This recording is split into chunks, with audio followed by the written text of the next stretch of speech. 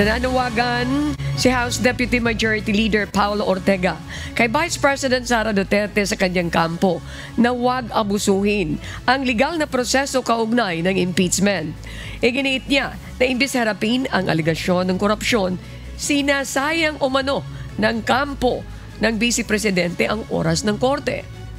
Hinimok naman ni House Assistant Majority Leader Representative Jefferson Conghon ang Senado na simulan na ang paglilitis, habang sinabi ni House Assistant Majority Leader Representative Jill Bungalon na mandato ng Senado na aksyonan ang reklamo kahit walang clamor mula sa publiko.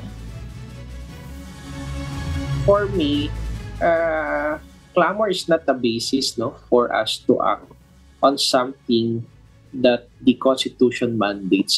So whether may clamor yan or wala, sinasabi ho ng Constitution na meron ho tayong obligasyon, trabaho na mag-convene as a sitting, as the Senate, as the sitting impeachment trial court.